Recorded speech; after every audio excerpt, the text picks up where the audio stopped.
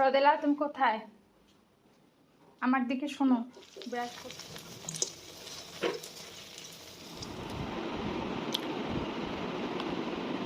কোনো কিচ্ছু দিব না, কিছু চাইলে দিব না। কাসুন্দি দিয়ে তো কাসুন্দি দিয়ে লবণ দিয়ে আম্মা।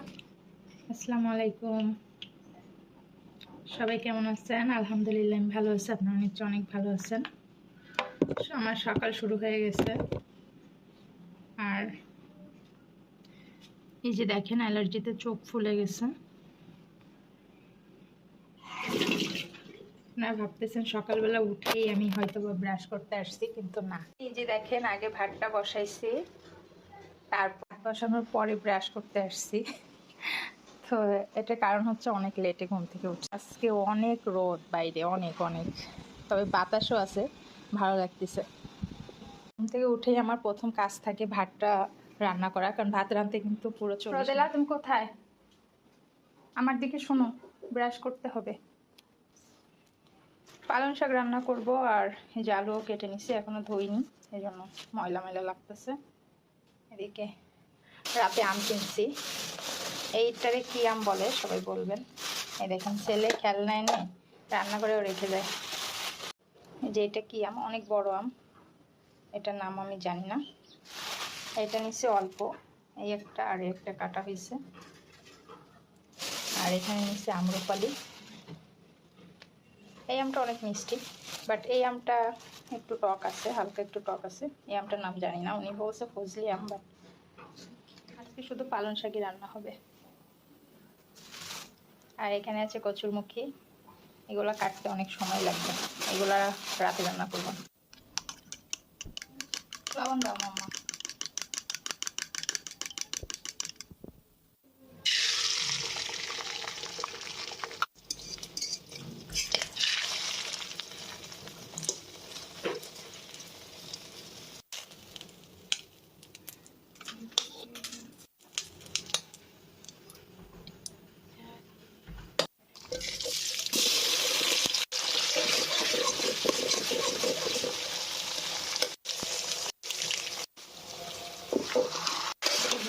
কালিয়া এক পিসি আছে, তো এখন ওভেনে গরম করে নিচ্ছি আর ভাত নিয়ে নিলাম, ব্যাস।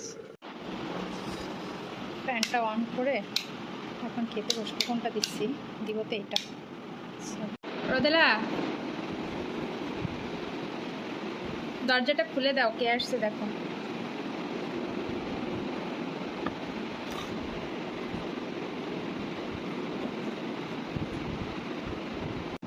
কাঁচা ঝাল নিতে হবে।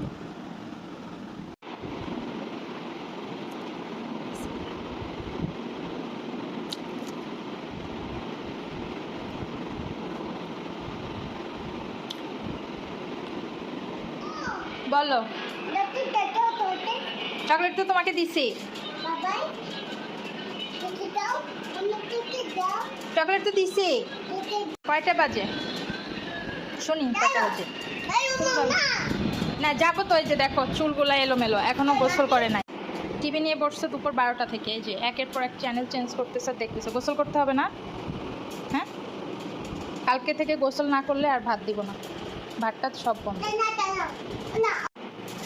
তোমার আবার কি হলো? তুমি আপিকে বলো গোসল করতে, আপিকে বলো। জামা এখন খুলবে কেন? গোসল করতে বলো। শোনো আমার দিকে তাকাও, গোসল না করলে আর কখনো কিচ্ছু দিব না, কিছু চাইলে দিব না। সাউন্ড কমাও। রিমোট কই? আমার কাছে দাও। রিমোট রান্না করে রেখে ওরা ফুল সাউন্ডে টিভি দেখতেছে।